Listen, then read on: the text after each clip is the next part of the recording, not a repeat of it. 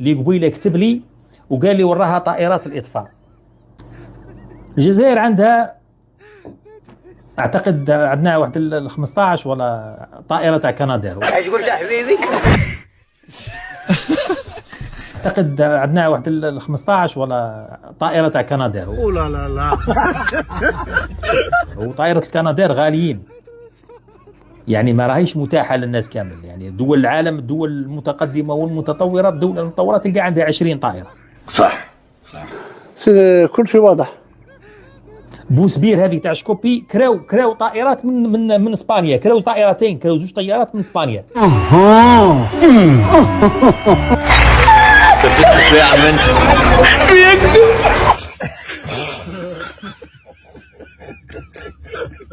هذا البهيم، هذا الحمير، هذول قاعدين يعلقوا عندكم، والله ما عندهم الكنادير ولا غير يكروا فيه كراء.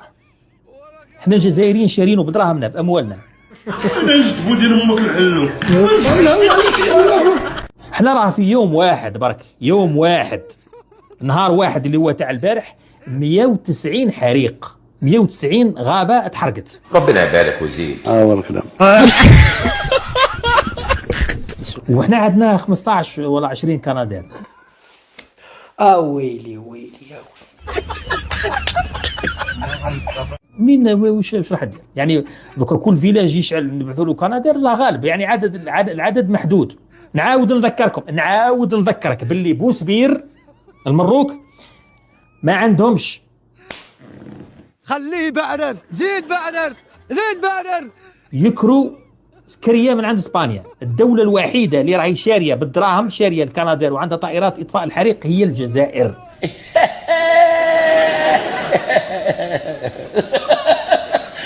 والطائرات اللي عندنا 15 ولا 20 طائره يراهم يطفوا بقدر الامكان. وعندنا الحمد لله عدد كبير تاع ليزيليكو ايضا يرفدوا، يعني السعه نتاعهم اكثر من الكنادير، ايضا راهم يساهموا، ولكن العدد كبير جدا ومهول تاع الحرائق. وكما قالت جريده الخبر، يعني يطفوا من جهه تشعل في جهه اخرى. الله يعطيكم الغرق جمله. انا كان صحاب لي هذا فعلا استاذ، والله كنسمع انه استاذ اعلامي صحفي، ولا لا كنت كنحترم صحاب لي فعلا. انا الناس اللي كيكونوا اساتذه كنحترمهم. صدق مسكين غير كيتيري برك. لا فقدتي انا اختي المصداقيه، ما عندكش المصداقيه اختي طاطا. قالك على ما اعتقد الجزائر عندها 16 تاع الكنادير، على ما يعتقد. الكنادير كتكون عند سيادك اللي عندهم السدود البراجات، هذيك الكنادير خدامه بالماء. انت ما عندك الماء حتى باش تغسل قاعك، يكونوا عندك الكنادير اللي كتطفي العافيه في الغابات.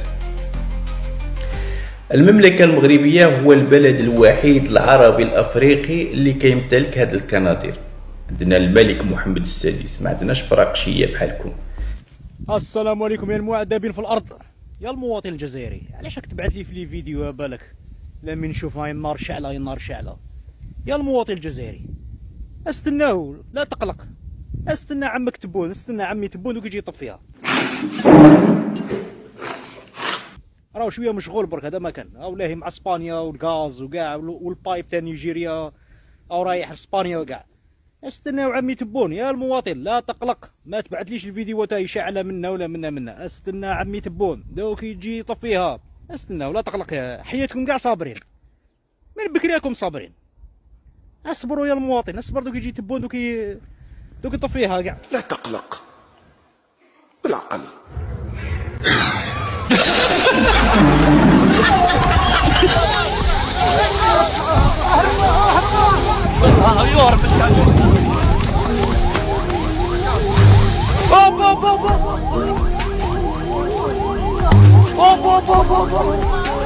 مولا الكراج يكون داخل بالكم اثنين. كان برا يقول لهم هربوا. ايش داروا لينا؟ حشوم عليهم. شو صار معكم شباب؟ عذاب صحيبي، العذاب العذاب الشديد.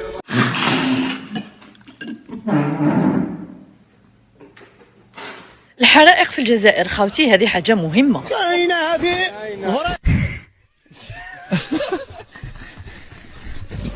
يخلف ربي يخلف ربي يخلف ربي يبحث. ان شاء الله ان شاء الله خير. الله لا تخسر اصحابي واحبابي يا رب يا رب.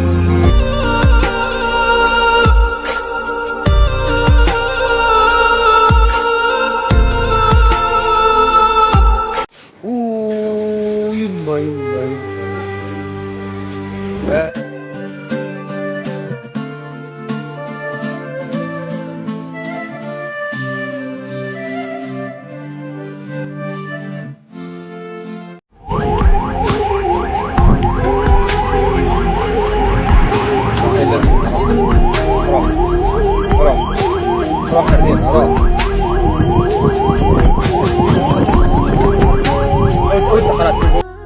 الله أكبر الله أكبر الله أكبر. هيا تشيفني برك هيا نشرح لك فيه. هيا بابا يا ربي اللهم بردا والسلام عليه هذا الحيوان يا رب الله.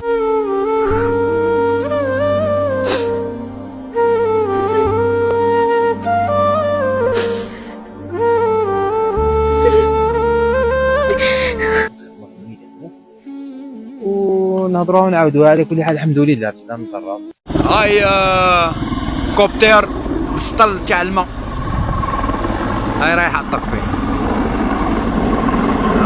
هاي بردي سطل تاع الماء بردي شويه الماء. الجزائر عندها 15 ولا 20 كنادير. سلامات سلامات سلامات سلامات سلامات سلامات سلامات سلامات سلامات. يا ساتر يا ساتر يا ساتر يا ساتر يا ساتر. شوف يا اخي شوف حكت ديار الناس. شوف هاي ديار الناس حكتهم. شوف يا اخي مش حتى واحد. ابعثونا الحمايه المدنيه يا خاوتي ابعثونا الحمايه ابعثونا الدعم روحوا عاونونا. الجزائر عندها 15 ولا 20 كنادير. شكون حنا اللي نصدروا الكهرباء وما عندناش كهرباء. حنا اللي نصدروا الانترنت وما عندناش انترنت. حنا اللي نصدروا العجلات وما عندناش عجلات. حنا اللي نصدروا الطماطم وما عندناش طماطم. شكون حنا القوة الضاربة. الجزائر هي اقوى دولة في اللوبيا والروز والعدس. نوصيكم حاجة، خذوا رأي نصيحة. بالك شي واحد يروح لوروب ولا يعيش في لوروب ماشي مليح. دير الكفار منا عيشوا هنايا. هايديك ها معيشة هايلة خير من لا سويس خير من الماريكان. نتوما تروحوا لوروب واش ديروا في لوروب؟ واش ديروا؟ هاي المعيشة. هنا الطبات يدوروا اون فامي. هاوليك تشوتشو مالح راه يمشي. هاوليك الواد شوف هاي الواد الحوت. شوفوا المعيشة خاوتي شوف. نتوما تروحوا لوروب تروحوا زعما الماريكان وديروا تشريو الفيزا. ها ديك جو جو كوكا كولا يا نحيك. ما شاء الله ما شاء الله. حي المنظر الجميل. راك واش تشوفوا وانتم تخلاكم تروحوا الماريكان تروحوا لاسويس. واش ديروا في لاسويس؟ شوف القصب هنا تورنو في متاع طرزو في متاع دراكولا. نعم. في المغرب أزمات خطيرة متتالية تطغى على الوضع في البلاد يدفع ثمنها المواطن المغربي جراء إمعان النظام المخزني في الفساد وتفقير الشعب والاستحواذ على ثرواته ومقدراته متجاهلا بتعنته كل المطالب المرفوعة رغم الاحتجاجات المتواصلة. حفيظ عبد الستار. على حافة الهاوية يتأرجح نظام المخزن الذي صارت الأزمات والسقطات.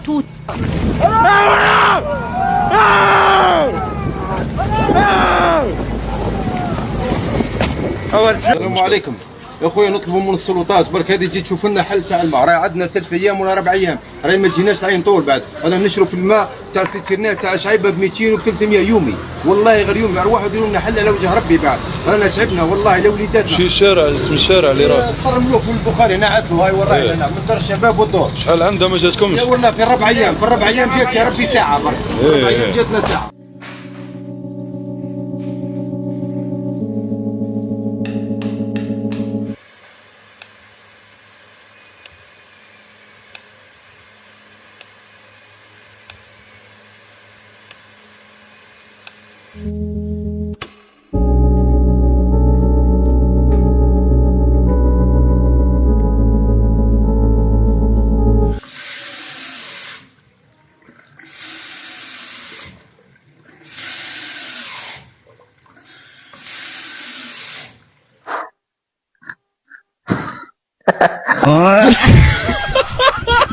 شفت في باتنا في مروانة خرجوا ناس يديروا وقفة، نضرينا الماء ما كانش، قال لك السبب ما عندناش ماء، خرجنا نطالبوا باش السلطات يديروا لنا الماء. في رايكم هل الإعلام الوطني راح يفوت هاد الناس في القناة الوطنية ولا في النشرة؟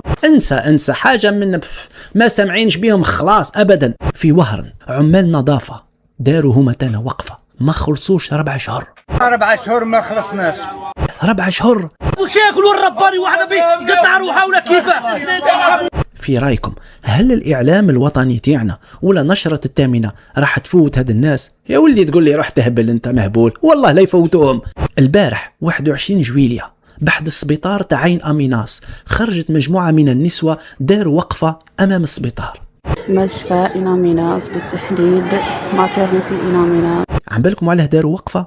كانت معاهم واحد المرأة راحت للسبيطار وهي حامل، كان عندها بيبي في كرشها، قالوا لها تاع السبيطار ارجعي ماشي مشكل ما كانش ارجعي حتى ودهر من بعد البيبي كان ميت في كرشها ربي يرحمه.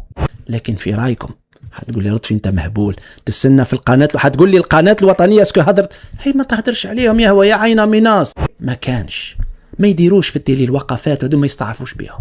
لكن البارح يا خاوتي 21 جويلية قاعد نتفرج في نشرة الثامنة جابوا وقفة صارت في بلاد أخرى في بروكسل مع ناس أخرين لا علاقة لهم بالجزائر. وش هي الوقفة؟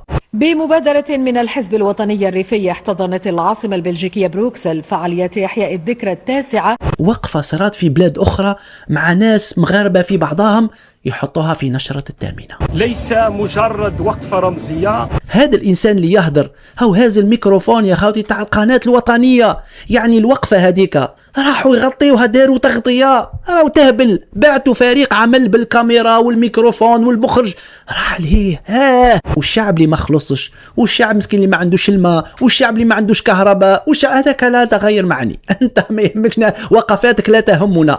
اين الوطنيه انك خطك يتعقب انت فيديو على هذاك مسكين اللي ما خلصش تاع البلديه ولا اللي ما خلصش عامل النظافه، او عم بالو باللي المدير التبوني يشوف او يخاف او يروح يرق ليهم، علاه ما تساعدش الاخر اللي ما جاهش الماء وما عندهمش الماء كي تعقبها في القناه الوطنيه، هو هذاك كي يشوف المدير او يخاف عم بالو تبوني يشوف، هو بالك يرق لهم الماء. الناس هذوك في عين ميناس اللي مساكن صارت لهم مشكله في السبيطار وعم بالهم المسؤولين يشوفوا، دونك انت كي ترقلها وتنعتهم في التيلي رايحين المشكل تاعهم يترقلها، علاه تبخل في شعبك؟ وكي تنعت لي انا بروكسل ومشكله ما نعرفش هي مغاربه في بعضهم، ما هو الشيء اللي حيتحل عنا احنا؟ والو، ما راح تنفع، ما راح تزيد ما تنقص في المواطن الجزائري، الموضوع هذاك ما راح تنفع به اي مواطن. لكن المواضيع اخرى قادر تفوتها، تحل مشاكل على عائلات وتحل مشاكل على ناس في حصر مساكن، اللي مظلوم اللي ما عندوش ما كذا، لانه المدراء والمسؤولين المحليين يخافوا كي يشوفوها فاتت في التيلي، يقولك دوك يشوفوا في الجي والمسؤولين دوك يحاقبونا. علاه ما تستعملوش القناة الوطنية باش تفرجوا على شعبكم، باش يعني تنحيوا عليه هذا الكرب؟ علاه؟ دام ما كانش حرية الإعلام ما تكونش المقروئية الدقيقة، ومعناه أنه السلطات ما تقدرش هي تتحكم في الأوضاع. هاي لك خاوتنا، ها لك جديد، قال لك في ضل اثبت لي بنو، قال لك واحد السيد قال لك تقطعوا له لي بنو ديالو، ما لقاش لا ديموسيون ديالهم باسكو رانا في ازمه تاع لي بنو، ما تفكر باللي راهو داير في الجاردة ديالو محابس هذوك باش دايرهم بالبنو. هاي كي راه شاف لقاو كيف كيما ديالو، هاي راح منطاهم، هاي شو لحقنا هذوك. تبونا البلاد يتناكتك دخلتها في حيط صاحبي. اللي جاني تهرب كل يوم 5000 محرق عندها 10 ايام في اسبانيا. عليه جا الوزير تاع سانشيز تاع البارحة، عليه جاك للجزائر. تبون بلادي دخلت في حيط صاحبي وانت الاخ برا. والله انت الاخ برا، انت تشوف غير في الجزائر العاصمة شوية خضرة شوية منا حتى باللي بلاد كلها كيما كاكا. يروح شفت بسة تبون والجلفة والنعامة، ناس مازالت تسقي الماء فوق البهايم وتشري بالسيترنت 200,000. تبون البلاد يتناكت تبون في قبريقة والمداها انت وين رايح بينا برك وين؟ اللي جاني هبلت اخويا وش بيك انت راي تناكت البلاد. وي فيق تبون يا البلاد يتناكت يا فيق قبل ما تتناك اكثر في حيط وتدخل فيها الفتنة وتدخل فيها المشاكل وتدخل فيها الجهوية والعرشية والشاوية والقبائل وتدخل فيها هذه وهذه. وي فيق البلاد يتناكت يا ودير حلة يقوم ولا طلق. باش نعطوا قاعدة التراب تاعنا تراب مقدس. عاجل ورسميا خوتي، بيان من سفارة الولايات المتحدة الأمريكية بالجزائر يعلن افتتاح المكتب الفرعي للملحق القانوني لمكتب التحقيقات الفيدرالي الأمريكي FBI هنا في الجزائر العاصمة. وممكن الدور جاي عليكم كلكم. اي نعم.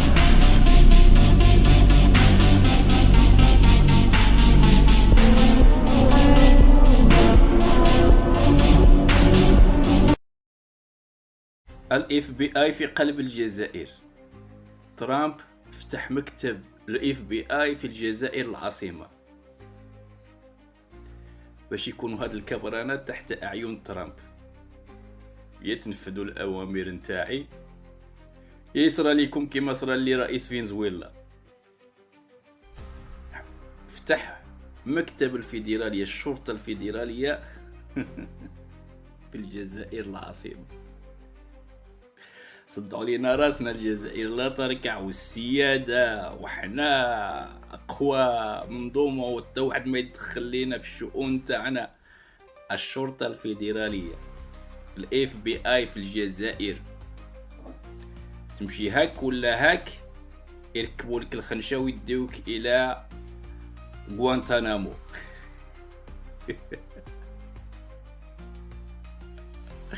الجزائر لا تركع إلا لله.